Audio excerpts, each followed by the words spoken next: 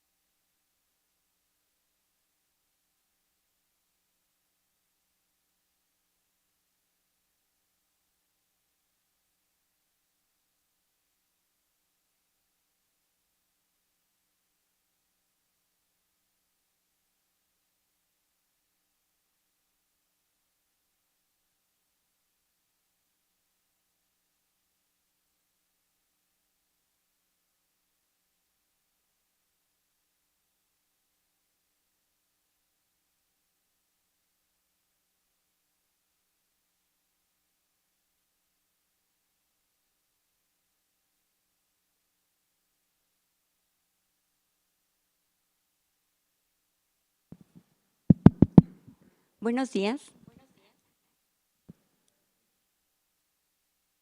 Déjenme cancelar el…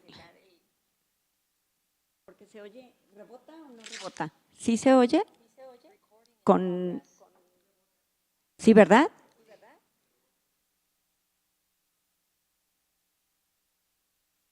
No, porque es… Los otros no usan el micrófono.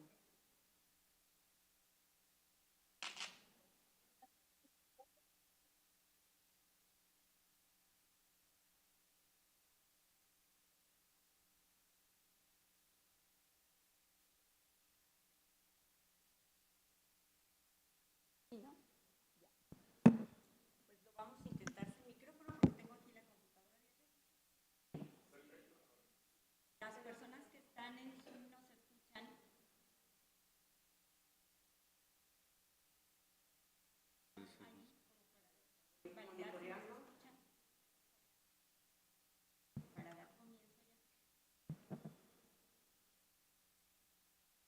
Perfecto.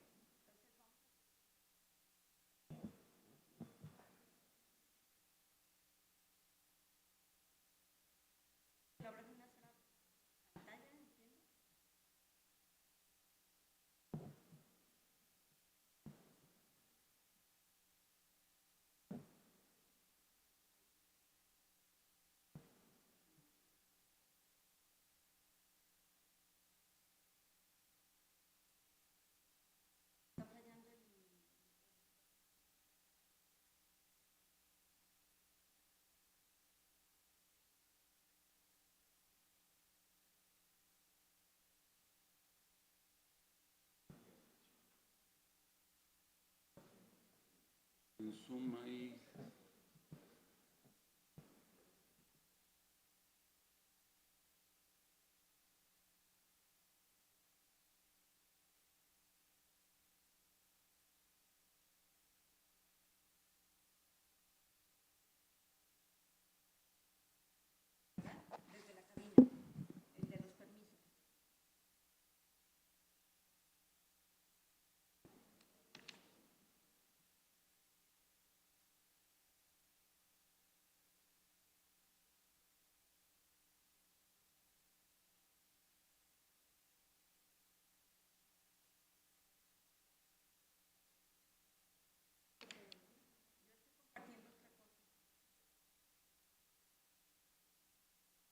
No, la pantalla.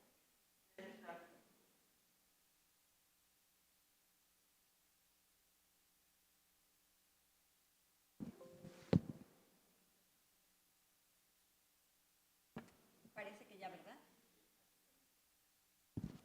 Es que cuando lo uso rebota. Aquí en la computadora.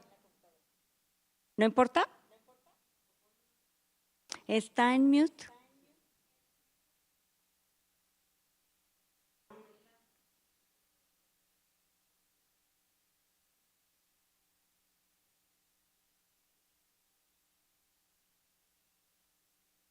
A ver, ahora ya no rebota. Ok.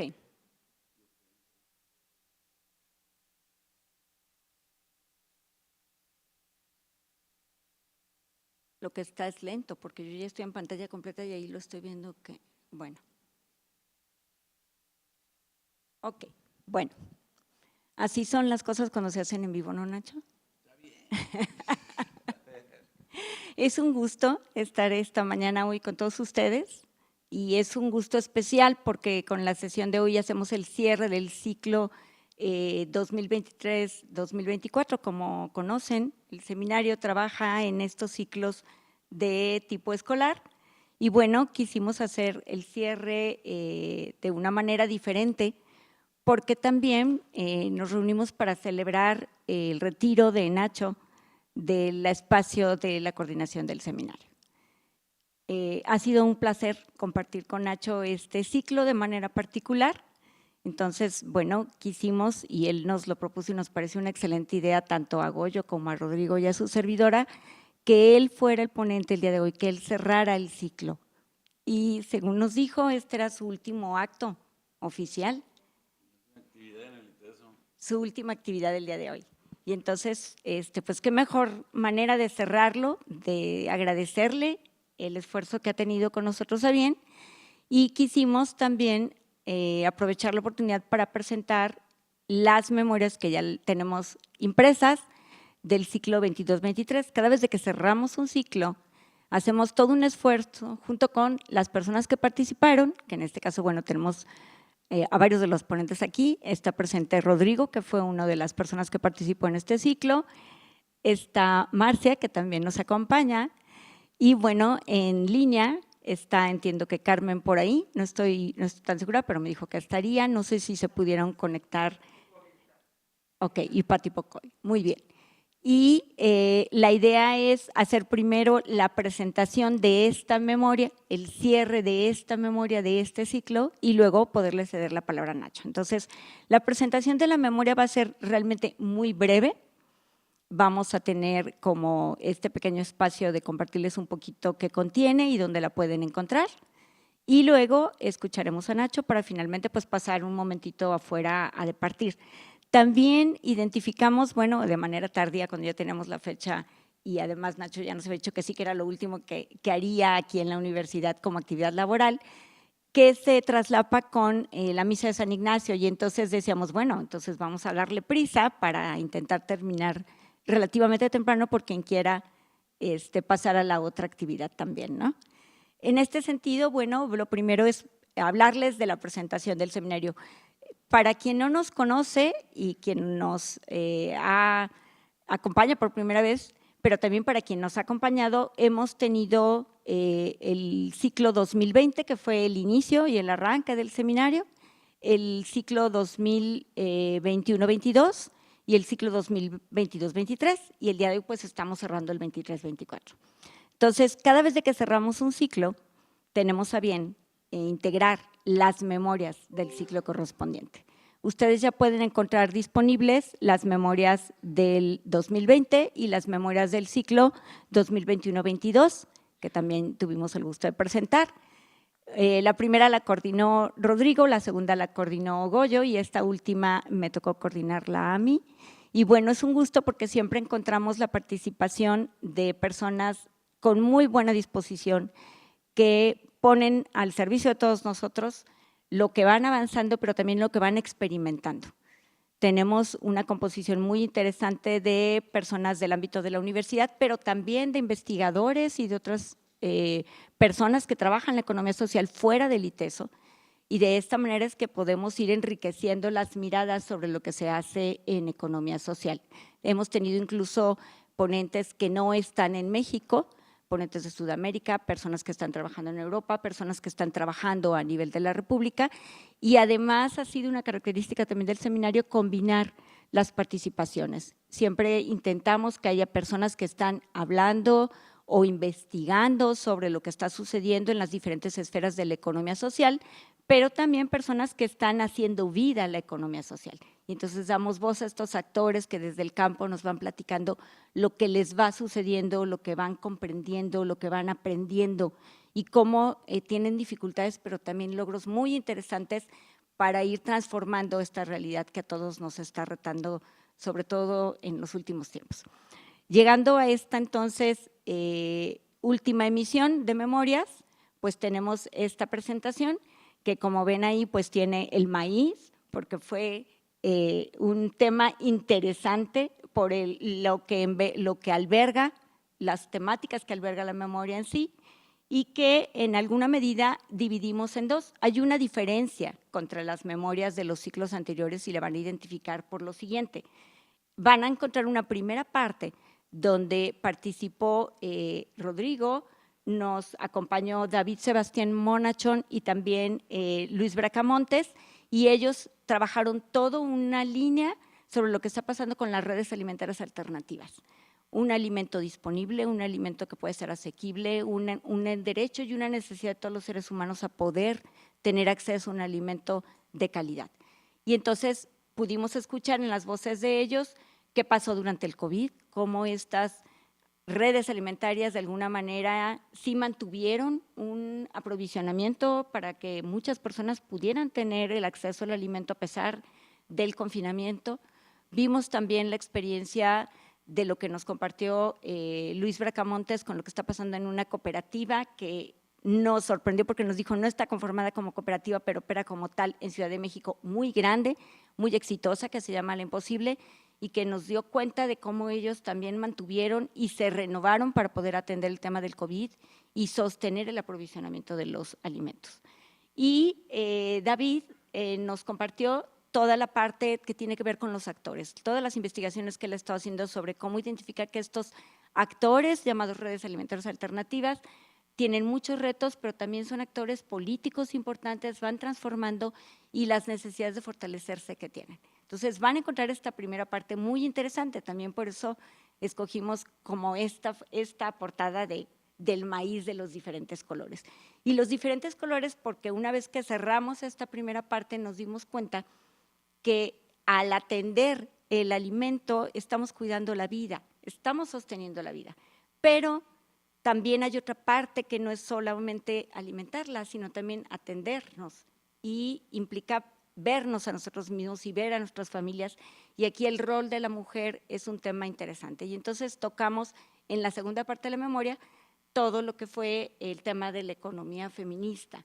Y ahí, bueno, tuvimos la participación de Marcia, que hoy nos acompaña aquí, de Carmen, que nos acompaña en línea, y Patti, que estuvieron con nosotros, y desde Sudamérica estuvo Natalia, que nos compartieron sobre estos movimientos. Natalia está muy enfocada en todo lo que tiene que ver con esta deconstrucción sobre lo que es una economía que está marcada más por la masculinidad y que tiene que dar voz a una mujer, que cuida a una mujer, que resuelve de una distinta manera. Marcia nos compartió los avances de su investigación, que justo hace unas 2 semanas estuvimos en su examen ya de obtención de grado del doctorado, sobre algunos grupos o colectivos que operan en León, y de cómo ella observaba si realmente ahí estaba sucediendo estos comportamientos de economías feministas o no, y hubo grandes sorpresas en lo que nos compartió. Y finalmente, Mercadito Flor de Luna es una alternativa que opera aquí en la ciudad de Guadalajara, que justo está en el barrio de Santa Tere y que está muy ligada a muchos de nosotros aquí en la universidad porque es un esfuerzo interesante de muchas personas por poner a disposición alimentos en fresco y alimentos procesados provenientes de estas pequeñas producciones que hacen que muchas familias tengan un sustento interesante. Y Mercadito Flor de Luna emerge también desde una iniciativa que se llama la Escuela Benito Galeana. Entonces, Carmen tuvo la oportunidad de compartirnos un poquito más sobre Mercadito Flor de Luna que de la Escuela Benito Galeana, pero estas iniciativas han crecido juntas. Esto es lo que van a encontrar en esta memoria. Y para nosotros pues es un gusto ponerla a disposición. La pueden encontrar también en el espacio del seminario, en esta página, pueden encontrarlas todas. Los videos de todas las ponencias también se encuentran en YouTube, pueden acceder a ellos. Y dentro de las memorias también tienen los códigos QR para poder acceder directamente a los videos si es que así lo desean. Entonces, bueno, con esto cerramos la presentación y damos paso a la parte estelar del día de hoy, con Nacho aquí con nosotros, que nos va a hablar de algo que nos ha estado preocupando. Una vez que cerramos este ciclo de hablar de la economía social y de lo que la economía social estaba haciendo, habiendo pasado por el COVID y redescubriéndonos cómo nos organizamos para hacer fluir de una manera distinta la vida, también identificamos que salen al descubierto una gran cantidad de desigualdades y que estas con el COVID fueron más evidentes, se pusieron más sobre la mesa. Y entonces dijimos, bueno, lo que toca ahora es discutir sobre esto y hacerlo visible para también encontrar, ante el momento que estábamos viviendo en el 2023-24 de las elecciones en el Estado y a nivel nacional, pues qué podríamos aportar para poder poner en la mesa de nuestro pensamiento y de nuestras elecciones a la economía social. Y entonces entramos a todo el tema de las desigualdades y esto fue este ciclo. No les voy a platicar más porque ya aparecerán las memorias y los invitaremos así como el día de hoy, pero este es el ciclo que hoy cierra Nacho. Y por esa razón, pues él nombró a esta conferencia algo que tuviera que ver con la economía social y solidaria, pero en este marco del cambio de gobierno. Entonces, me voy a permitir detener esta presentación para colocar la que él preparó para trabajar el día de hoy Y mientras, pues le voy a pedir a Nacho que nos dé unas palabras sobre la introducción y si él quiere ampliar su currículum, porque creo que ya no necesita presentación, pero tal vez él quiera añadir algo. No, hombre, pues muchísimas gracias pues, por estar aquí y yo quisiera sobre todo comenzar felicitando a Laura y en conjunto al Seminario de Economía Social y Solidaria, con Rodrigo, con Goyo, con José, con todo el trabajo que han estado haciendo, que es realmente muy lindo, donde no importa de qué departamento o área venimos, lo que importa es que podemos hacer cosas juntas y que tenemos proyectos juntos.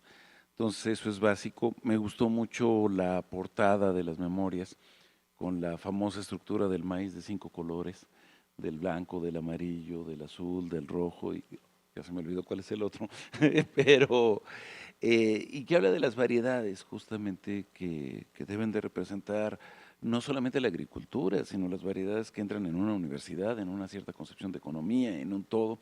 Entonces yo creo que es un acierto muy importante. Y también me da mucho gusto encontrarme justamente aquí en la lectura a las amigas, a los amigos, a ver a Laura concluyendo, a ver a Marcia, a la doctora Marcia, ya ahorita justamente integrando su presentación, a Luis y en general a Rodrigo, pues involucrando toda, Natalia, Mari Carmen, a David, incorporando, digamos, todo lo que han sido sus participaciones en este par de años, años complejos, años de regreso de COVID. Y la idea, pues, lo que habíamos pensado para ahora era tratar de vincular esto de economía social y solidaria con la coyuntura macroeconómica y macropolítica que estamos viviendo. Es decir, es inevitable pensar ahorita en ver qué nos va a deparar a partir de mañana, el mes de agosto, con lo de la reforma judicial, con qué se va a integrar o no con el nuevo Congreso. Recordemos que el cambio de Congreso es el 1 de septiembre y el cambio de presidencia 1 de octubre.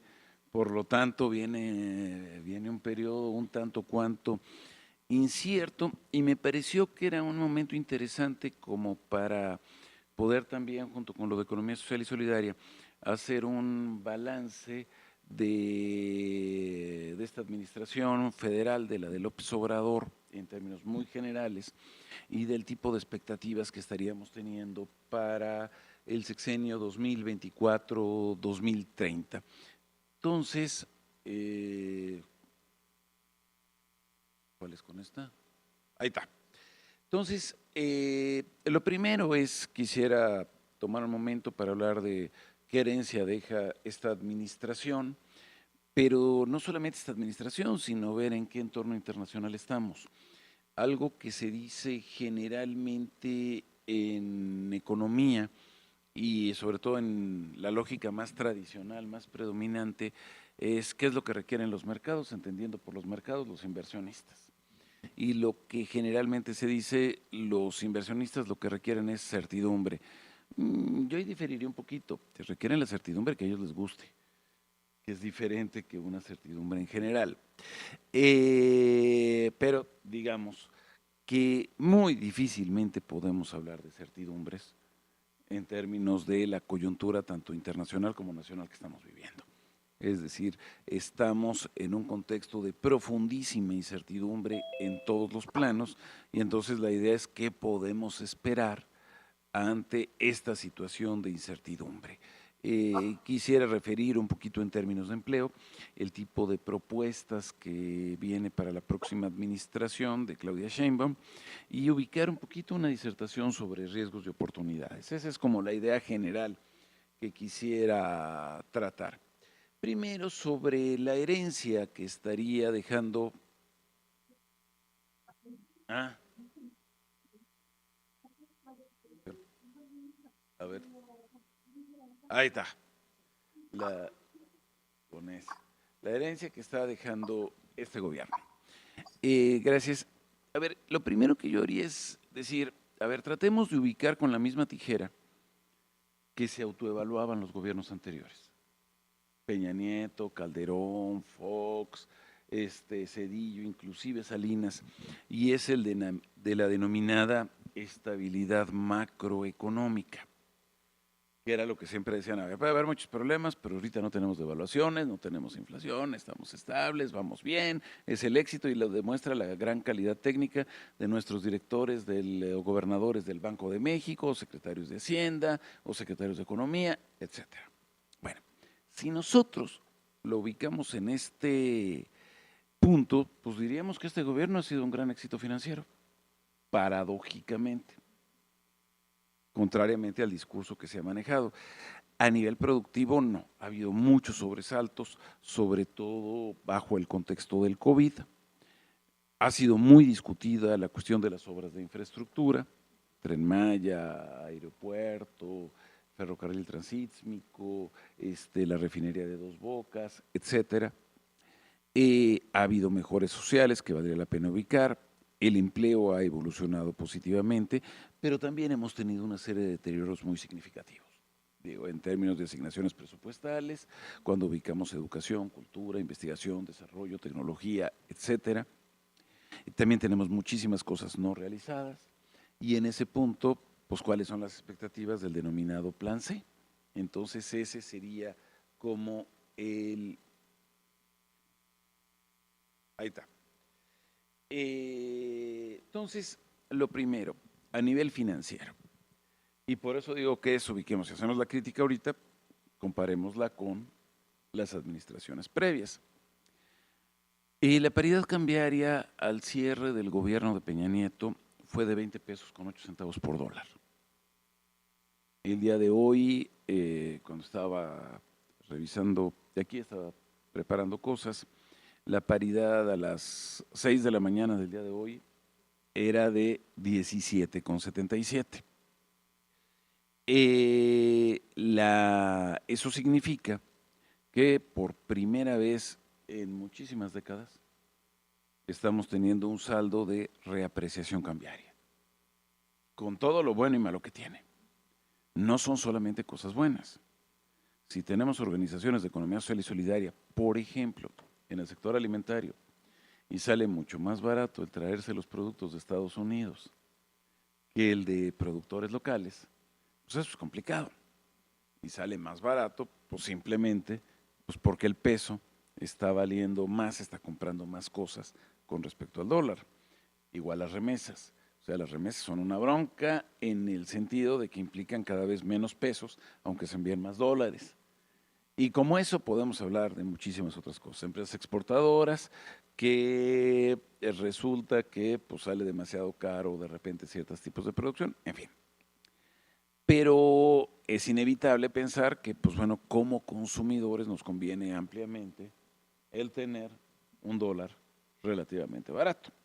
Entonces, bueno, entonces no podemos negar que aquí no hay indicador bueno, indicador malo, si no es indicador bueno o malo, pues ahora sí, según el color del cristal que lo miramos. Un siguiente punto que yo ubicaría es el de la inflación. Estamos teniendo en promedio una inflación superior a la de la administración pasada, 5,2%, contra 4,2% que se tuvo con Peña Nieto, pero en un contexto de brutal volatilidad internacional. Otra vez, según el color del cristal con que se mire, es la primera vez en 50 años que México tiene una inflación similar a la de los Estados Unidos y no superior. Si nosotros estamos importando una gran parte de lo que requerimos de los Estados Unidos e importaciones, exportaciones suman el equivalente al 80% del Producto Interno Bruto, es imposible pensar que si se nos está encareciendo la gasolina importada o el maíz importado, no vaya a haber un proceso de inflación aquí también. Es completamente obvio, simplemente por la enorme dependencia externa que se ha tenido. Tenemos un récord en reservas internacionales, más de 220,000 millones de dólares, es lo que también apuntala la moneda. Tasas de interés altísimas, lo cual es un enorme problema. ¿Por qué es un enorme problema? Yo con la liquidación del ITESO la puedo meter al banco y puedo seguir más dinero rascándome la panza. Es decir, no tengo que ponerme a producir para poder obtener más dinero. Quien tiene dinero pues, puede hacerse de más dinero Y quien no lo tiene o se tiene que endeudar, ahí sí pues hay que picar piedra mucho más fuerte. Entonces, las tasas de interés tan altas son un elemento brutalmente concentrador del ingreso y alimentador de la desigualdad. Y entonces ahí estamos teniendo un asunto delicado. ¿Por qué se tienen tasas de interés tan altas? Pues para traer dólares. Y entonces, y para que, bueno, la gente no la meta al mercado y teóricamente para que no suba inflación y entonces en lugar de eso inviertan, etcétera. Pero bueno, tiene estas implicaciones muy duras. Si vemos en términos de ventajas financieras, el índice de precios y cotizaciones de la Bolsa Mexicana de Valores cerró el día de ayer en 52.325 puntos. En otras palabras, con una mejora anual de 3.8% cada año. Es relativamente inferior a la inflación, o sea, hay una caída real ligera, pero en el caso de Peña Nieto, la caída fue en absoluto. Entonces, curiosamente, el gobierno que estaba bien con los inversionistas, pues los inversionistas no le creyeron mucho. En el rollo sí, en los desayunos sí, pero a la hora de ponerse a ver en los mercados financieros no operó de esa manera, aquí al revés. Hay mucho más confrontación discursiva, pero pues la lana ahí la están metiendo. Y ahí se está viendo con el avance de los mercados especulativos. A nivel de productivo, en realidad México terminará creciendo el sexenio a una tasa muy baja anual, de solamente 1.1%. Si la población está creciendo al 1.6%, quiere decir que el producto por habitante está cayendo. Y si la población económicamente activa está creciendo entre 1.8 y 2% anual, quiere decir que el producto por trabajador cae aún más. En otras palabras, México está perdiendo productividad. Pero el problema no es de ahorita. Tenemos perdiendo productividad nada más ni nada menos que desde 1982. Pues tenemos dos revoluciones tecnológicas, la tercera y la cuarta, que implican unas capacidades productivas inmensamente superiores y paradójicamente estamos en una situación más mala que la que teníamos hace 42 años. Entonces, eso vale la pena, creo que también lo reflexionemos en términos académicos cuando decimos es que hay que elevar competitividad, productividad y hay que facilitar mercados. Es lo que hemos hecho fundamentalmente y estamos peor. Entonces, ¿cuál es la referencia entre lo que decimos que queremos hacer y lo que realmente se ha logrado con lo que decimos que queremos hacer? Por otro lado, sí hemos tenido una mejora en la distribución del ingreso y tenemos una reducción en la pobreza, pero también hay otra paradoja. Hay mucho menos pobres, pero los pobres son más pobres que lo que eran antes. Entonces, ahí aparece también una situación un tanto curiosa sobre los alcances que ha tenido la lógica de la política económica.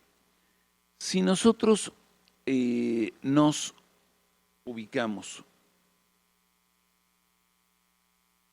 ahí está, en términos de empleo, lo que tendríamos es una reducción significativa de la tasa de desocupación. Dios, pues ya, bueno, que ha sido bastante importante e inclusive una reducción de la población no económicamente activa disponible. O sea, la gente sí está teniendo trabajo cada vez más. El problema fundamental de México es la precariedad del trabajo. Son las condiciones de informalidad, es la caída de prestaciones, es la falta de cumplimiento de derechos laborales, no la desocupación. Yo creo que eso es bien importante señalarlo, porque no hay seguro de desempleo. Entonces, la gente que no tiene trabajo no se puede quedar sin trabajo. O sea, yo me quedo, si a mí me hubieran corrido del ITESO, me quedo sin trabajo y no me voy a poner a lavar parabrisas al día siguiente. Mucha gente no tiene la opción. Y en ese punto es la informalidad y la precariedad lo que en realidad ha estado predominando en el caso de México. Concretamente, si hablamos de los asalariados, ahí hay mejoras. En especial ha habido una mejora enorme en el poder adquisitivo del salario mínimo. Es decir, el que se comience a reconocer en el derecho al trabajo, que el salario mínimo deba de poder adquirir la canasta básica, ya se logra a nivel de canasta básica individual, pero no, como se señala constitucionalmente y en los tratados internacionales firmados por México, concretamente en el Programa de Derechos Económicos, Sociales y Culturales, para que sea suficiente para adquirir la canasta básica del hogar como conjunto.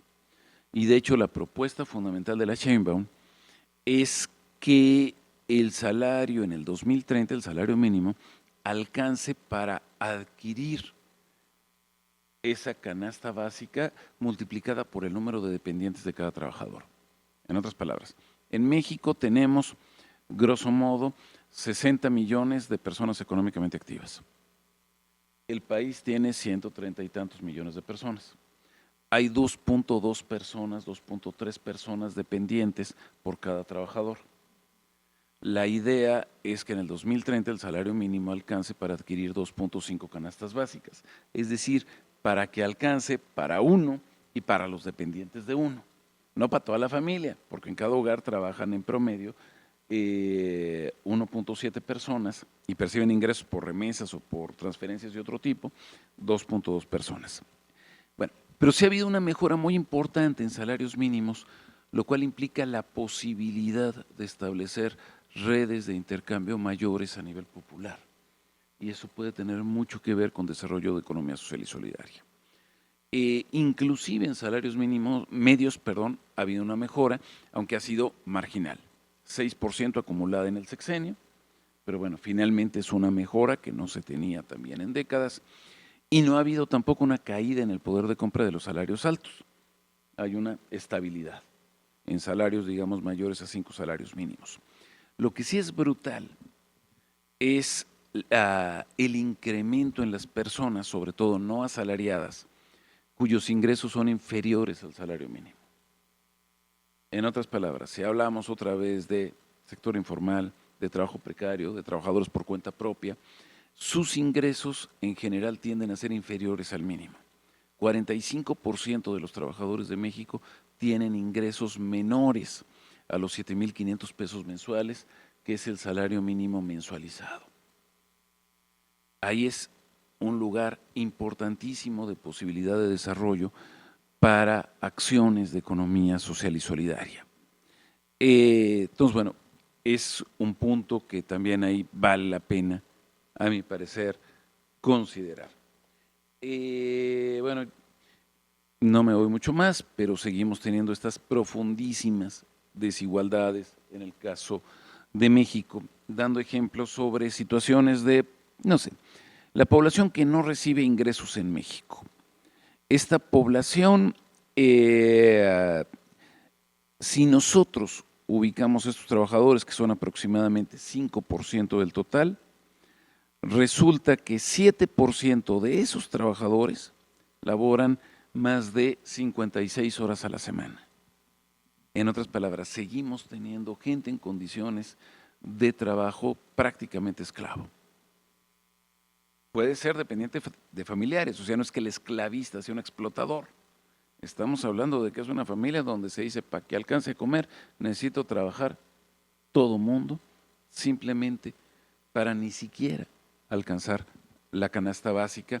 Y este es otro punto donde cabe preguntarse, y la economía social y solidaria, bueno, ¿qué tiene que hacer al respecto? Coyuntura. ¿Qué se está planteando para el 2025?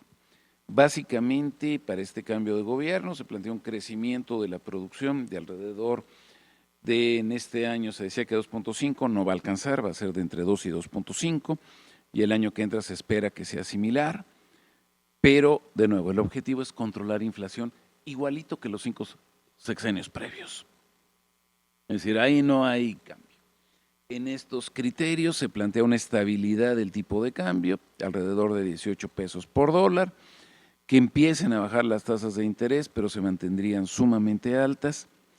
Y si ustedes ven, este documento es tomado de los precriterios de la Secretaría de Hacienda y Crédito Público, uno se pregunta qué visión de economía se está teniendo. Lo importante es el PIB, es la inflación, son las relaciones económicas con el resto del mundo. No hay un objetivo en términos de distribución del ingreso, en términos de pobreza, en términos de sustentabilidad, en términos de diversificación de mercados que no sea en favor de grandes monopolios. En otras palabras, el problema no es cómo andamos en estas variables, el problema es por qué nos seguimos centrando estrictamente en estas variables y no estamos incorporando nada más. Creo que esto es un punto importante. ¿En qué momento estamos ahorita? A ver, Peña Nieto metió 6 reformas estructurales que les llamó, que generaron un debate enorme a lo largo de todo el sexenio. 6 reformas que involucraban diversas leyes y la Constitución. Y fueron centro del debate de todo el sexenio. López Obrador, en enero de este año, metió 20. Entonces uno dice, ay, güey, o sea, ni para discutirlo. Y entonces eso, sé que no se alcanza a leer, pero es que en realidad uno dice, puede uno estar de acuerdo o no estar de acuerdo con lo que está diciendo, pero en realidad es estar diciendo, todo se está concentrando en la iniciativa de este año.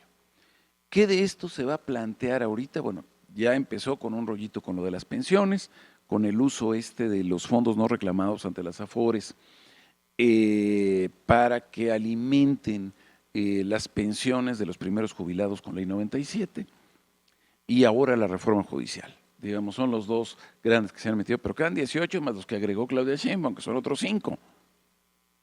Entonces, eso genera evidentemente un signo enorme de interrogación sobre qué va a ocurrir.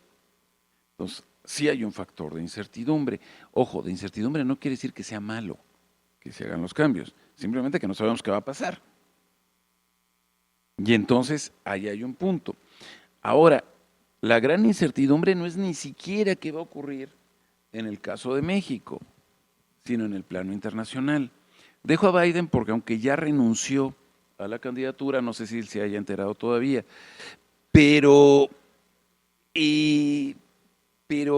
también me parece importante ir ubicando qué es lo que está ocurriendo. Este año es un año de elecciones fundamentales para México, donde puede cambiar muchísimo de nuestro devenir, y evidentemente no me refiero a las elecciones de junio, sino a las de noviembre.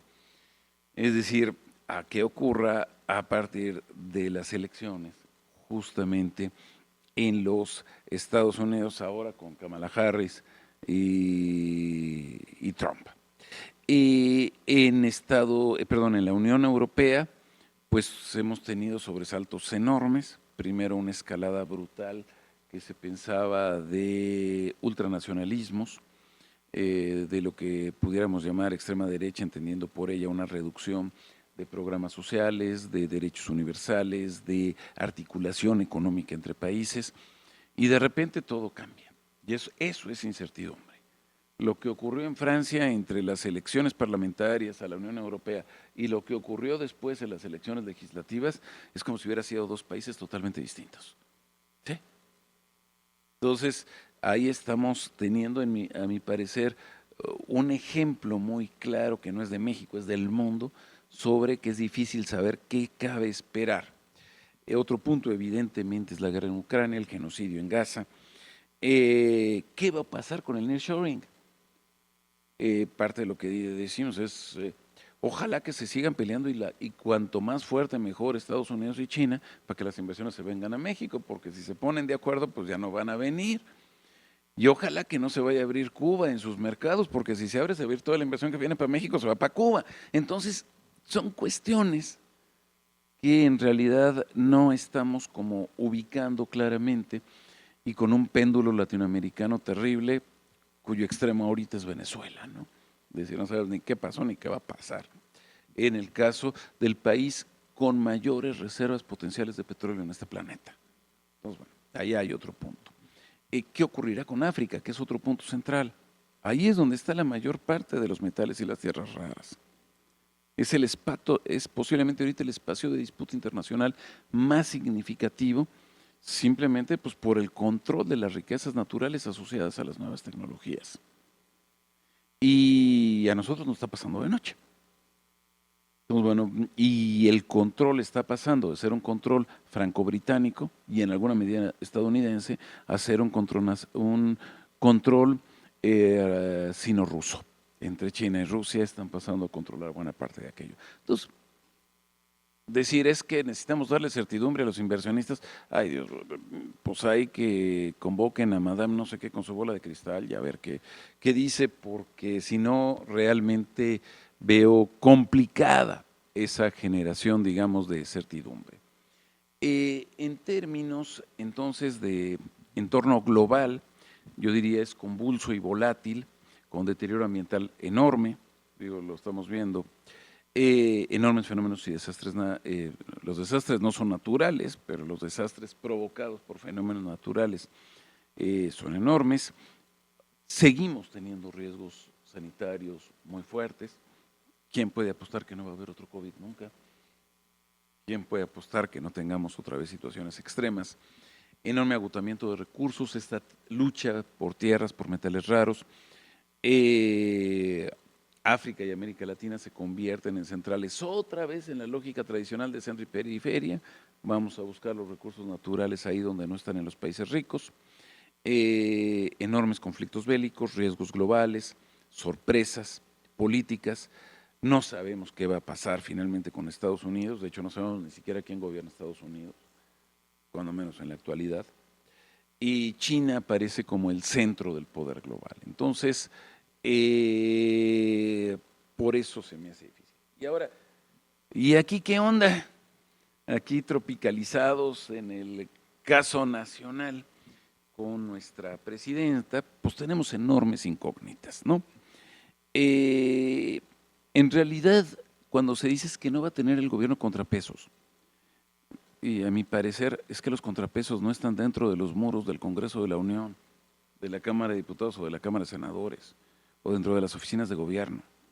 Los verdaderos contrapesos están en el mundo del dinero. Y ahí en realidad en México no ha habido contrapesos en décadas. México está lejos de ser un país democrático, es esencialmente un país plutocrático. Un país de gobierno de monopolios.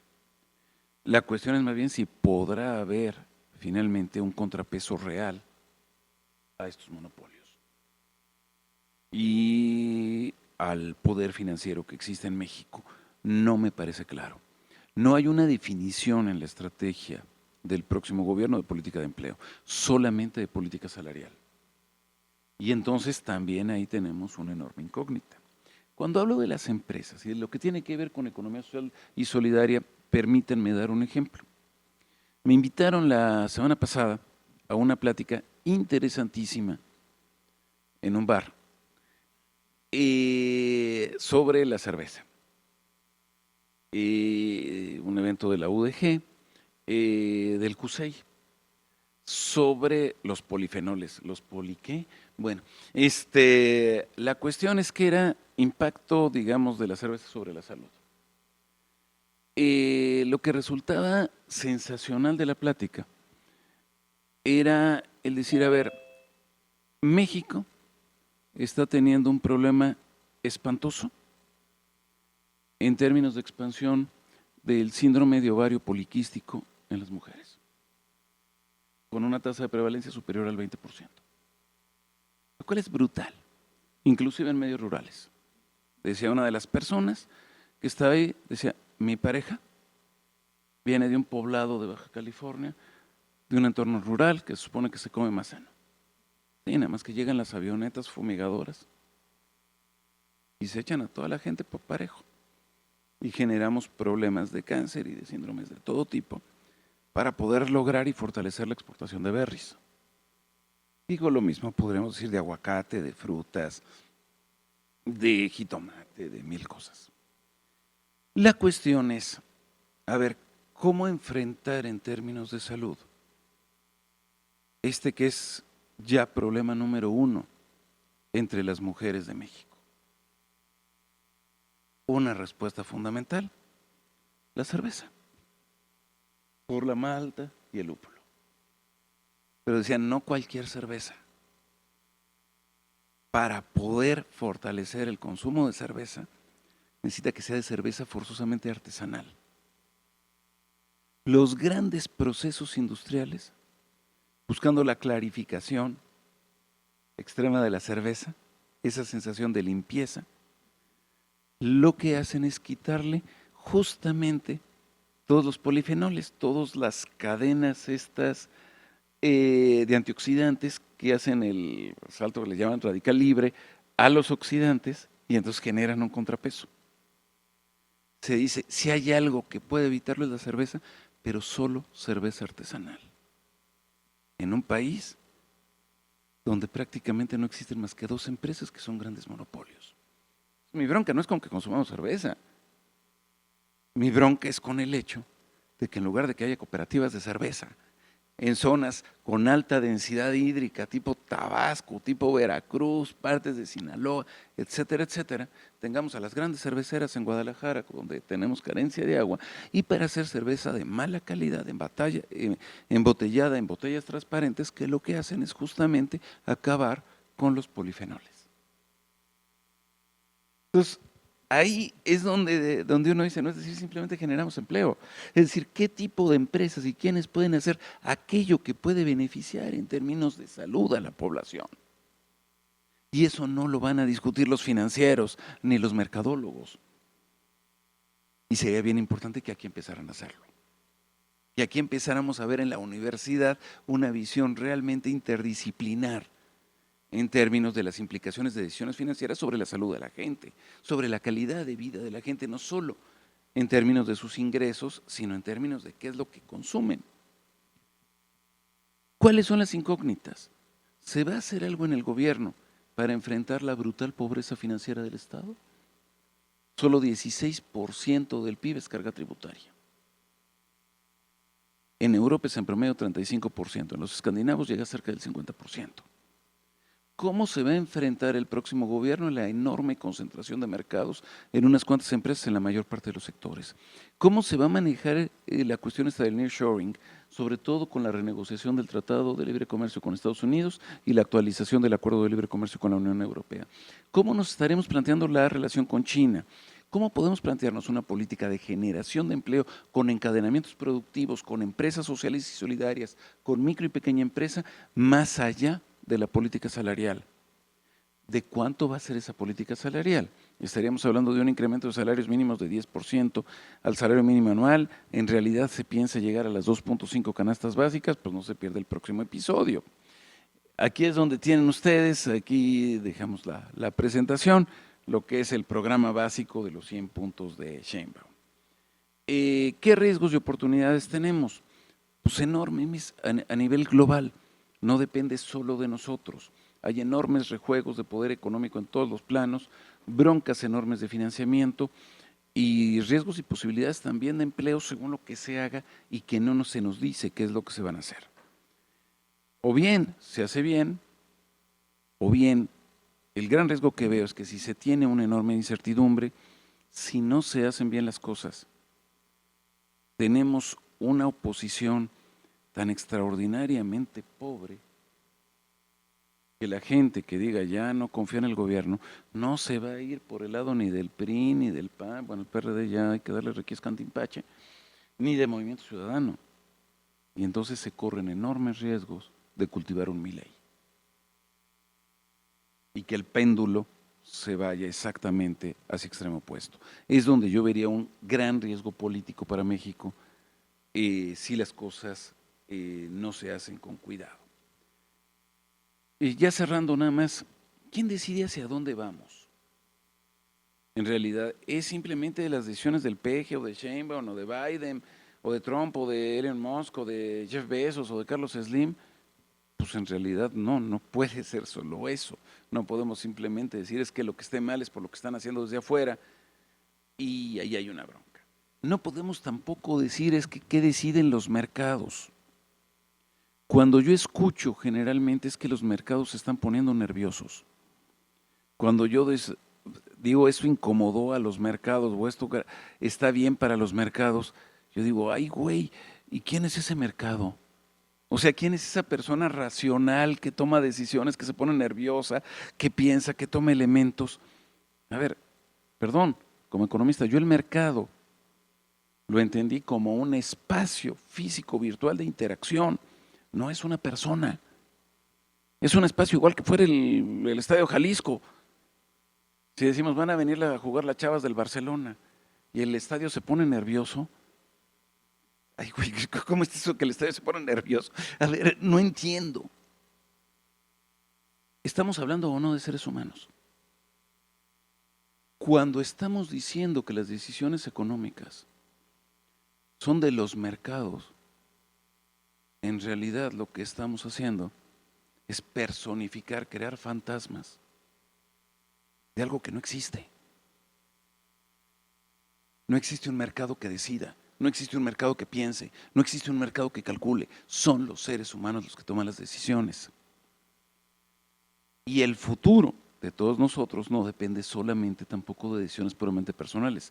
Entonces no son ni los gobiernos, ni solamente los grandes capitales, ni los mercados, ni tampoco mis propias decisiones personales. Entonces, ¿de qué depende? De una visión auténticamente social e interactoral, que es lo que se puede reflejar en las comunidades. La sostenibilidad y regenerabilidad del planeta no puede depender de los mercados. No podemos decir, por un lado, me interesa mucho el medio ambiente y por el otro lado decir es que tenemos que seguir las señales del mercado. Estamos siguiendo señales totalmente contrapuestas. No podemos enfrentar exitosamente la violencia, ni podemos efectivamente construir paz si no somos capaces de vivir juntos. Si creamos esquemas que son de beneficio de unos cuantos y pensamos en quién es el ganador y nunca quién es el perdedor, no podremos vivir juntos. Los derechos sociales no dependen del buen funcionamiento de las leyes del mercado, suponiendo que éstas existieran. Y la solidaridad y la economía social no podemos verlo solo como refugios temporales frente a las crisis económicas. No puede ser que la materia de economía social sea la materia de complemento o relleno frente a micro y macro. Si nosotros lo vemos de esa manera, no hemos entendido nada de qué es de lo que significa plantearse en otros términos el sentido de la economía. Y entonces me pregunto, para ir cerrando, y desde las universidades, ¿qué nos toca? Ya decimos que no es solamente el mercado, ni es solamente los gobiernos, ni los grandes capitales, ni… Entonces, ¿qué nos toca desde las universidades? Me parece que hay dos visiones encontradas que tenemos en todas las instituciones educativas. Una pragmática, y que es decir, necesitamos fortalecer las inercias estructurales. No lo dicen así, pero sí se hace. ¿Cómo se dice? Tenemos que ser más competitivos en los mercados. Por lo tanto, entrar a lo que nos diga el mercado, tenemos que rankearnos mejor. Tenemos que hacer encuestas cada semestre de satisfacción al cliente para ver quién es valioso y quién no. Necesitamos tener las acreditaciones según lo que nos diga el mercado educativo. Necesitamos valorarnos conforme a las demandas de los productos en los mercados, cómo estamos como escuela de tal o cual cosa. Necesitamos evaluar los resultados de nuestras instituciones según nuestros balances financieros, como una empresa común y corriente. ¿Y qué tipo de contenidos tenemos que impulsar? Contenidos insertos rentablemente en nuestro nicho de mercado universitario. Por ejemplo, reproducir esquemas de pensamiento neoclásico. El Mankiw como el libro fundamental para estudiar microeconomía, o cualquier otro manual, el Parkin o el Taylor o el Samuelson, el que ustedes quieran. Pero el chiste es aprender economía y resolver bien los ejercicios del final del capítulo. Y ya. Y entonces ya es economía. Porque es lo que conviene en los esquemas predominantes. Y decir, si nos interesa lo social, y eso que nos interesa lo social es mediante decisiones puramente individuales y voluntarias. Yo soy bien buena onda. Y ya, de ahí. Esa es una visión de educación y una visión de universidad. Otra visión de universidad es justamente hablar de que una institución transforma. Y entonces no nos vamos solamente en función de inercias. Esto implicaría recuperar el sentido esencial de la economía, la administración de la casa común. ¿Cómo podemos transformar las riquezas naturales que tenemos en bienes y servicios para poder vivir juntos? Y eso es social y eso es solidario. Implica poder ubicar el mercado como un resultado de las formas en las que estamos organizados para producir y repartir, no como un precedente de, no como leyes preestablecidas de oferta y de demanda, sino efectivamente cómo repartimos socialmente esto que estamos haciendo. Si nosotros entendemos que los recursos no son infinitos, para poder priorizar la perdurabilidad del planeta, se necesitan garantizar derechos intergeneracionales y eso significa que existan esos recursos y no podemos entonces plantearnos en el corto plazo estar creciendo al infinito. El decir es que el objetivo es que no sea crecer al 2%, sino al 3, al 4, al 5, al 6, al 7, al 9, significa simplemente negar la condición básica de la finitud de lo que tenemos como economías. No es que queramos vivir peor, es que vivir mejor implica pensar muy bien cómo se reparte lo que se hace, cómo se produce y cómo garantizamos para lo que sigue lo que hace. Eso es mucho más importante que la tasa de crecimiento del Producto Interno Bruto, a mi parecer. Y por lo tanto, necesitaríamos desarrollar un pensamiento económico en función de nuestra identidad como seres sociales y no solo como entes individuales. No solamente qué me conviene como punto óptimo de equilibrio en el mercado. Y esto no se hace en la visión tradicional de micro y ni siquiera de macroeconomía. Esto lo tendríamos que ver desde una perspectiva de economía social. Por eso esto no es marginal. Por eso esto es lo que efectivamente debería de abanderar una visión crítica y transformadora de la economía en universidades como la nuestra. Y pues nada más, pues muchísimas gracias y pues no solamente por hoy. ¿Sí? Todavía me queda mucho tiempo en el ITESO, como 5 horas. Y pues agradecerles mucho y pues abrir a la plática lo que ustedes gusten.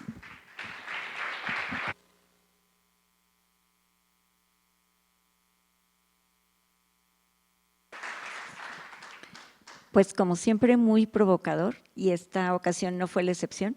Muchas gracias por todas las provocaciones que nos haces, por todos los pensamientos que nos generas.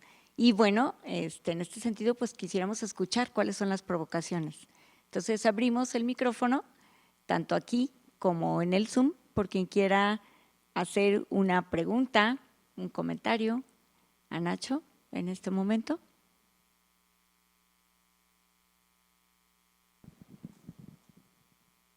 Paso un micrófono, ¿no? Te quedas tú con el otro y pasamos.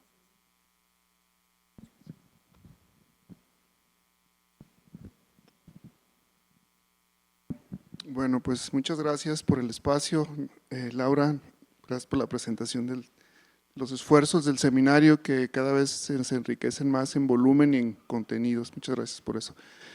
Y maestro Nacho, pues te recuerdo muy bien como profesor, disculpen la forma tan coloquial de decirlo, pero pues así conocemos a Ignacio Román Morales, ¿no? Por tanto tiempo, pues, lo primero es agradecerte por lo que a cada uno nos puede tocar, en mi caso muy particular, pues te recuerdo como profesor la forma y el estilo tan particular y tan profundo y sí, provocativo, como dice Laura, de plantearnos desafíos, sobre todo del razonamiento que uno puede tener sobre diferentes temas, ¿no? En ese sentido, lo primero pues es eso. Muchas gracias, Nacho, por tantas experiencias, tantas colaboraciones también para las instancias en las cuales hemos estado participando muchas de las personas que estamos aquí y siempre con la disposición y solidaridad de dar lo que tú puedes ofrecer de esa manera tan afectuosa y también tan comprometida. Bueno, sobre el escenario, pues lo que acabas de exponer es una cuestión muy compleja poder responder a muchas preguntas. Creo que hay en esta época más preguntas que posibles respuestas. Y en algunas ocasiones uno escucha muchos planteamientos o razonamientos sobre diferentes posibilidades de caminos respecto de lo que es fundamental en nuestra vida, la sobrevivencia, ¿no? Que es el punto de la economía, que es parte que a veces se visualiza como de manera muy racional, pero en realidad es más, tiene mucho de emocional, ¿no? Y las reacciones precisamente a veces responden a esas metáforas o fetiches, como decía Marx, los fetiches de la mercancía, ¿no? Una elaboración conceptual ahí que quién sabe cómo se construye, pero que en realidad no refleja necesariamente las realidades. Entonces, ante estas circunstancias, también pienso yo que un elemento fundamental en la baraja que acabas de exponer es el tema de la violencia y la inseguridad. Y el factor del narcotráfico, que a veces no lo comentamos, porque quizás no queremos entrar en profundidades de algo que quizás no sabemos realmente cómo opera, pero tanto la informalidad como la cuestión del narcotráfico o el mercado negro o todo aquello que está involucrado en la economía de estos elementos está profundamente enraizado en las economías de muchos lugares del mundo, ¿no? Y es una variable que definitivamente no podemos definir hasta qué punto incide, pero sabemos que tiene un peso en toma de decisiones, incluso de una política de un municipio, de sobre lo que se puede apoyar, ¿no? Y cómo fluyen esas cosas. En ese sentido, solo para cerrar, quizás sería interesante incluirlo como un conjunto de variables potencialmente influyentes para un periodo que ciertamente no sabemos, aunque sí sabemos que hay fuerzas determinantes en el funcionamiento de las economías en el nivel global y que se distribuyen de muchas formas a los niveles más locales. Ese es un comentario nada más. Muchas gracias por escuchar.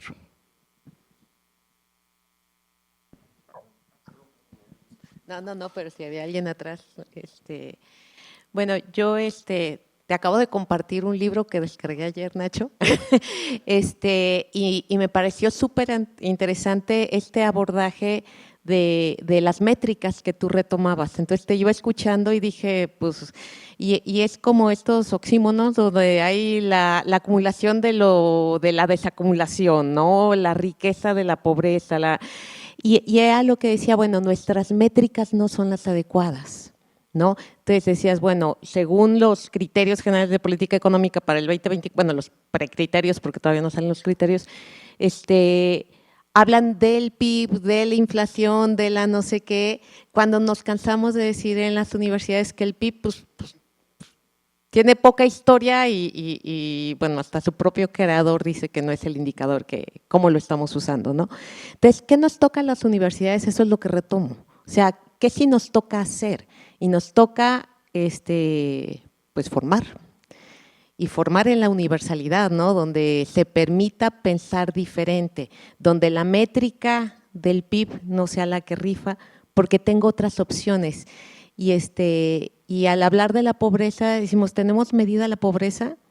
Por arriba, por abajo, georreferenciada, estratificada y demás, pero no así la riqueza y la concentración, ¿no? Entonces, nos toca medir diferente, nos toca pensar diferente, y esa es como la invitación, y agradezco lo que decía Laura, que eres provocador, a mí me provocan reflexiones, y bueno, quería cerrar a título personal en te voy a extrañar.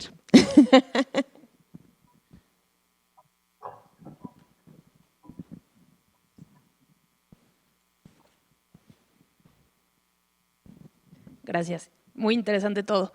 Nada más un comentario rápido. Lo del mercado me encantó, lo de que el mercado son las personas. Ya sé que contestarle al rentero cuando te quiera subir la renta de que es que el mercado no existe, el mercado eres tú. El que me quiere subir la renta eres tú. O sea, tú estás tomando la decisión sobre lo que me estás cobrando.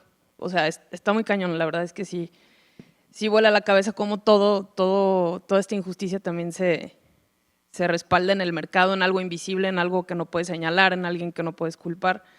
Y es como no, o sea, al final los que están atrás son humanos tomando decisiones sobre otros humanos. Muy valioso, gracias. Hola Nacho, ya que estoy aquí al lado, aprovecho el micrófono. Primero para agradecerte toda pues la vida que has compartido en ITESO. Te voy a extrañar muchísimo, al igual que Josefina. Fuiste mi profesor en el doctorado y fuiste un profesor muy significativo, entonces para mí ha sido un honor poder ser tu estudiante y un privilegio ser una colega tuya, entonces muchas gracias por ello. Y me gustaría que nos compartas a todos los que te escuchamos estos 3 elementos esenciales que tú has intencionado a lo largo de tu pues de tu docencia, no solamente en esta universidad, sino en varios espacios educativos, sobre esto, cómo recuperar el sentido esencial de la economía, el cuidado de la casa común. ¿Cómo lo has venido manejando? ¿Cómo has incentivado esta recuperación? Y bueno, pues estamos aquí dispuestos para escucharte.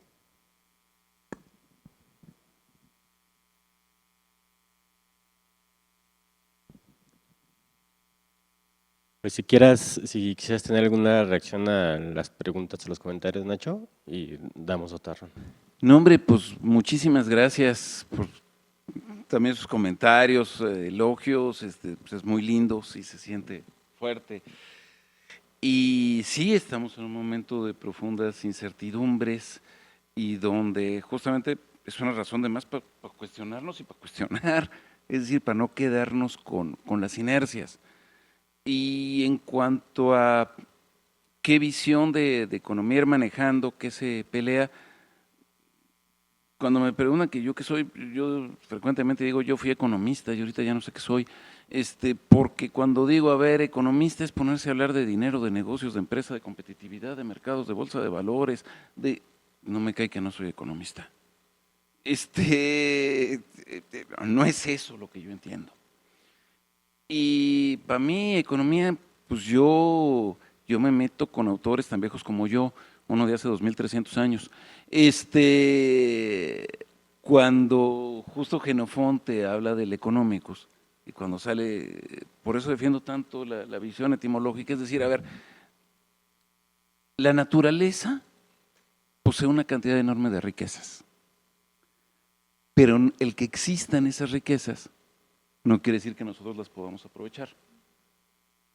Para poder aprovecharlas, necesitamos transformar las riquezas en bienes, en servicios, en cosas que nos satisfagan y que las utilicemos de la mejor manera. ¿Cómo transformar esa riqueza en bienes para nosotros, entendiendo por nosotros colectivo, el zopoliticón de Aristóteles? No el individuo racional de las curvitas de indiferencia y la frontera de posibilidades de producción. Entender esa posibilidad de transformación implica entender a la economía como la posibilidad de transformar de nuevo riquezas en bienes. Eso no tiene que ver con leyes del mercado. Eso ni siquiera es simplemente restringido al dinero. Jenofonte decía, el dinero mismo no es un bien económico. Si yo utilizo el bien para darme en la chapa, y comprando un caballote que sin saber montar, y entonces el caballo me sale desbocado y me mato ahí, pues entonces el dinero no fue un bien, ni el caballo porque no sé montar. Bienes se refiere a la capacidad de poder satisfacer nuestras necesidades. Eso es economía. Entonces, ¿cómo aprovechamos eso que tenemos? ¿Cómo nos organizamos no solamente para producir? ¿Cómo nos organizamos para repartir? Para sostener lo que tenemos, para poder vivir juntos. Eso es economía. Y cuando veo los manuales, en términos generales, lo que veo es una brutal distorsión. Entonces ahí la demanda básica hacia universidades, hacia instituciones académicas, pero también hacia organizaciones sociales, ante organizaciones solidarias. Es decir, por Dios, no sigamos cometiendo la brutalidad de dejarle la economía a los economistas. Es decir, todos deberíamos de estar discutiendo de economía en fondo y dejar de estar simplemente construyendo mitologías. La mitología del señor mercado, la mitología de la racionalidad, la mitología de la competitividad, la mitología del equilibrio, la mitología de… Y además eso lo vestimos de ciencia, porque utilizamos matemáticas. Como si el instrumento, la matemática, nos dijera automáticamente la verdad. Claro que la matemática nos puede ayudar a entender la verdad, a entender, a explorar, a profundizar. Pero una cosa es que sea un instrumento que nos ayude y otra cosa es que sea la verdad en sí misma. Los números no mienten, pero con los números podemos decir la mentira que queramos. Es ahí donde creo que tenemos que recuperar esta visión crítica de la economía. Bunge, uno de los principales epistemólogos de fines del siglo XX, a la hora de que escribe su Economía y Filosofía, establece una serie de pruebas para darle validez científica o no a la economía. Y meten los criterios de validación a la economía tradicional, a la economía que estudiamos generalmente en los manuales, a lo que estudiamos en las universidades en general. Y la conclusión que hace Bunge es decir, la economía es una pseudociencia. Es una disciplina que se toma como si fuese científica y no lo es. Si metiésemos los criterios de validez científica de la física o de la química en la biología, en la economía, echaríamos a la basura en 3 segundos a la economía. No hay manera de validarla empíricamente. Curiosamente, el propio Bunge mete en la misma exploración científica de la economía al pensamiento latinoamericano, al estructuralismo cepalino, por ejemplo,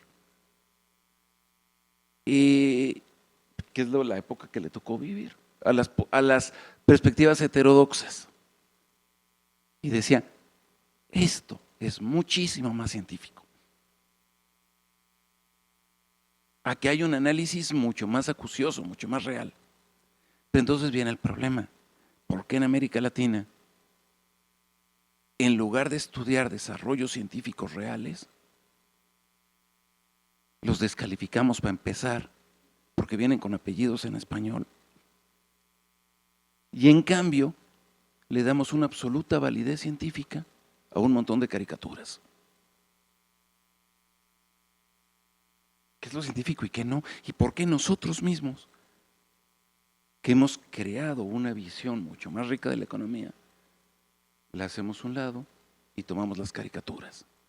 ¿Cómo recuperarnos a nosotros mismos? Eso es lo que debemos de hacer, creo yo, en economía. Y bueno, muchísimas gracias. No, gracias a ti. Tenemos algunas participaciones en el chat del Zoom, entonces si las escuchamos, por favor, Goyo. Hola, acá en el Zoom, bueno, primero Manuel Espinosa agradece a Nacho por la compartición y manda una felicitación. Pati Pocovi nos dice, Nacho, siempre es un gusto escucharte y la apertura y claridad para presentar una realidad tan compleja, pero a la vez que se visualizan alternativas viables que aunque con sus dificultades nos permiten tomar acciones concretas y que pueden contribuir a mejorar la calidad de vida de algunas personas. Un pequeño grano de arena. Un abrazo. Dalia dice, gracias al maestro Ignacio por la invitación a la reflexión en esta presentación para mi actividad docente. Tengo la oportunidad de plantar una semilla a mis alumnos en las clases de micro y macroeconomía sobre la economía social como alternativa.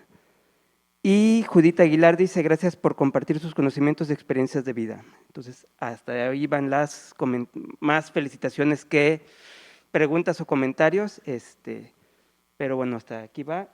¿Alguien más que guste tomar la palabra? Adriana.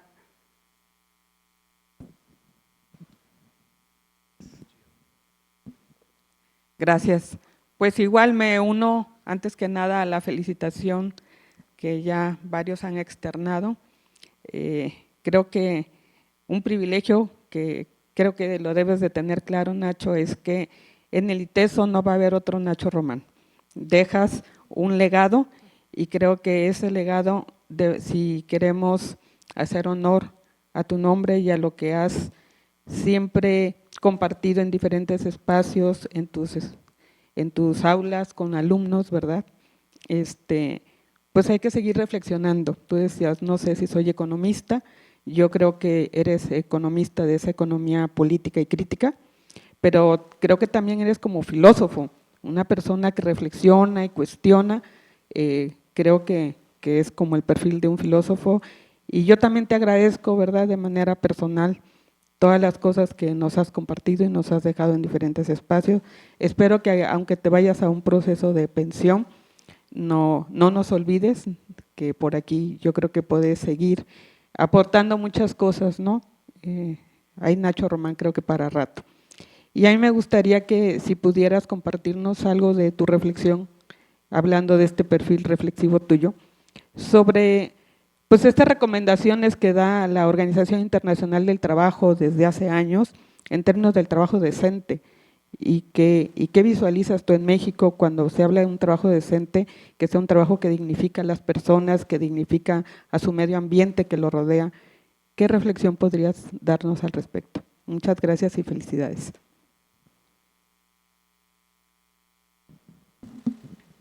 ¿Hay alguna otra aportación para unirla? Sino para que Nacho responda a la pregunta que Adriana le plantea. ¿No? Sí, muchísimas gracias por todos sus comentarios, realmente me emocionan mucho. Y bueno, pues sí, es en ese sentido un día muy particular. El trabajo decente, a ver, el programa de trabajo decente de la Organización Internacional del Trabajo en realidad plantea 4 grandes dimensiones y hay un programa con 10 grandes puntos, digamos, que desarrollar. En México lo que se hizo fue establecer una sinonimia entre ese trabajo decente y el principio constitucional establecido en el 79 o en el 80, en el párrafo introductorio del artículo 123, con respecto al trabajo digno. Y entonces, en la reforma laboral del 2013, se dice, bueno, trabajo decente es igual a trabajo digno e implica estas 4 cosas. En realidad es una vacilada, porque lo que dice este trabajo digno es el que se ejerce con dignidad, no, pues a todo dar. O sea, entonces, y bueno, señala algunos puntos específicos, pero al mismo tiempo deja fuera un montón de cosas fundamentales. Por ejemplo, cuestiones sobre la participación de los trabajadores en las decisiones de las empresas. No es solamente en términos de una propiedad financiera, es en términos de los consejos de gestión, es de los comités de supervisión, es de los sindicatos, es cómo reconocer si decimos que la empresa somos todos. Bueno, entonces sí somos todos, pero en nuestras curvitas de indiferencia lo único que importa es decir empresa es igual a empresario y lo medimos por utilidades. No, si la empresa es un ente con intereses contradictorios, entonces la importancia de la administración de las empresas y de todas las disciplinas administrativas es el manejo del conflicto y de la diferencia. Es llegar a soluciones dentro de situaciones donde no hay perfección, no hay soluciones perfectas. Y en este sentido es importantísimo ese reconocimiento de la inteligencia colectiva. Si no hay ese reconocimiento de inteligencia colectiva, no podemos tener trabajo digno y decente. Es decir, ¿cómo no es simplemente nuestros colaboradores o asociados? Sino es, de aquí dependemos todos, entonces resolvamos las cosas conjuntamente. Otro elemento fundamental de trabajo decente que yo recuperaré y que normalmente no se toma en cuenta es ubicar como trabajo también los tiempos de desplazamiento. ¿Cómo ubicamos trabajo decente cuando tenemos que pasar por socavones de los que sale Godzilla? Es decir, ¿cómo cuando tenemos un montón de lugares donde se hace 1:30, 2 horas, 3 horas para llegar al trabajo? Las condiciones de trabajo, el tipo de trato. Ahí de las reformas positivas me parece que se han hecho, es esta lógica de decir frente al bullying, frente al hostigamiento, frente al estrés laboral, ¿qué hacer? Y eso implicaría también pues, que hubiese capacidad realmente de vigilarlo de manera constante y de ver una capacidad de adecuación real que no se hace. Esto está insuficientemente comprendido en la ley. Luego, trabajo decente no es solamente de los asalariados. A ver, ¿qué ocurre con la población que no puede entrar a esta lógica de formalidad? Y no es que sean criminales, hay que distinguir entre economía informal y economía criminal. No, son 2 cosas muy distintas. Una cosa es que no haya chamba en estructuras formales y que tenga que salir a vender mazapanes en la calle. Y otra cosa es que esté matando y jugándome la vida todo el tiempo por lo que esté haciendo, con conductas completamente dañinas a la sociedad. Entonces, el decir, dignifiquemos también ese trabajo que hemos estigmatizado, también es importante. De nuevo, ¿cómo entender una economía como un espacio en donde quepamos todos? Y no decir la economía es para los ganadores y esos son los fregones, ¿no? El productivo es Jeff Bezos y no los millones de chavos que andan en las motocicletas o en las bicicletas jugándose la vida para partir una pizza. Y entonces el poder ubicar este sentido colectivo, digamos, del trabajo y de la productividad es básico. Y yo iría más allá de trabajo digno y decente. Reconocimiento general del trabajo como productor de bienes. El trabajo de reproducción en el hogar. Si hablamos traducir la riqueza en bienes, ¿qué más bien que parir un hijo? Y eso no se mide en el PIB. ¿Sí? Es decir, ¿cómo entender esos millones de actividades absolutamente esenciales para la vida, que no se miden en términos de dinero y que sin embargo son las que le dan sentido a nuestra existencia? Esa es la bronca a la hora de la contabilización de variables tales como el PIB, que evidentemente no pueden entrar en esto. Entonces, por eso hablar de trabajo decente, ir más allá de PIB, hablar de indicadores de bienestar, hablar de indicadores de felicidad, relacionar la situación económica con los niveles de inseguridad o de violencia, son las cosas que son retos, no para México, no para la Sheinbaum, son retos para el avance de la economía y para una visión interdisciplinar y compleja de la economía que va ya más allá de decir economía es igual a dinero. Nada más, gracias.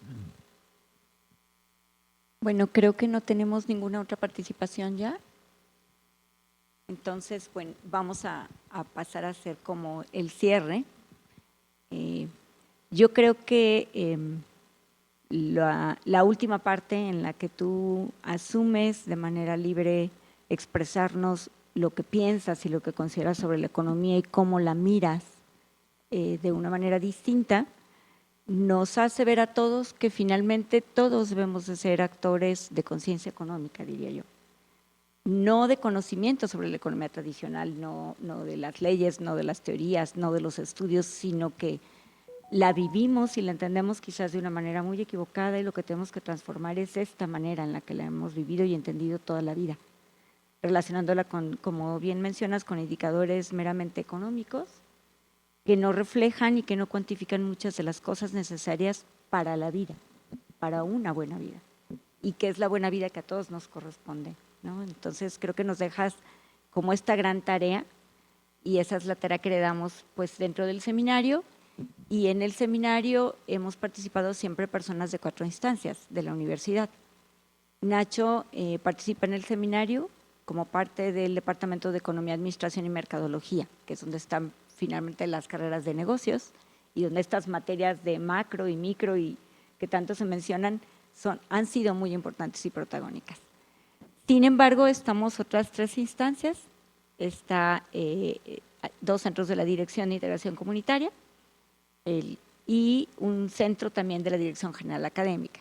En el ITES usamos muchas siglas y bueno, está el CIFOBIS, el COINCIDE y el CUE, pero en esta representación que tenemos de estas 4 partes donde nos hermanamos, como bien decía Nacho al inicio, sin importar de qué dependencia somos, sino por poner en la universidad la voz de lo que significa transformar un pensamiento sobre la economía y cómo hacemos economía todos los días. El Departamento de Economía, Administración y Mercadología también quiere despedirse de Nacho, también quiere agradecerle la participación que él ha tenido como representante de este departamento en la coordinación del seminario. Entonces le voy a pedir a los compañeros del Departamento de Economía, Administración y Mercadología que tomen el micrófono porque quieren hacer una mención en especial para Nacho. Bueno, realmente a través del DEAM te queríamos dar un pequeño recuerdo de parte de, yo creo que el ITESO lo formamos todos, pero en esos todos son sus árboles, ¿no? Entonces era para que todas las mañanas lo pudieras ver y abrir y recolectar. Y bueno, esa a nombre del ITESO y del departamento, los que no pudieron estar hoy aquí, nos tomamos todos la oportunidad de escribirte unas líneas y ya cuando en estos días puedas tener tiempo de leerlas. Muchas gracias.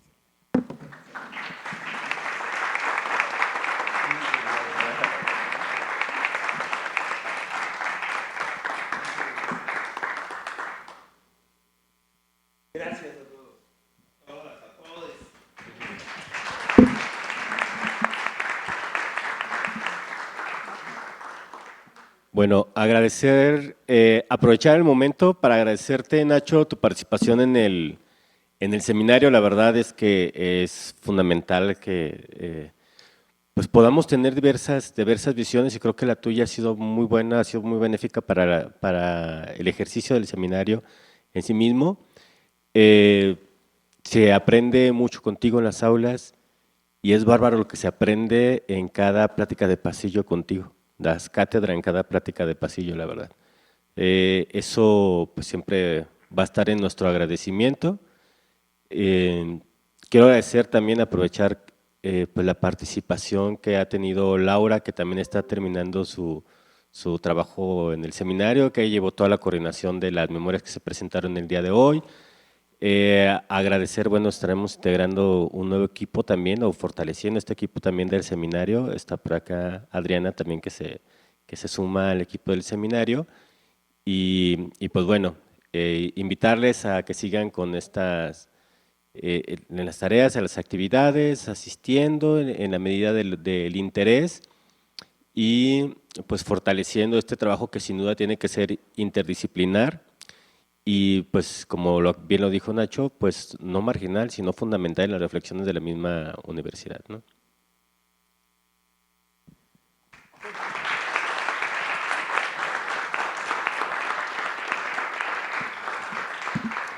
Los invitamos a pasar aquí afuera, tenemos algunos alimentos por ahí para que podamos compartir un ratito.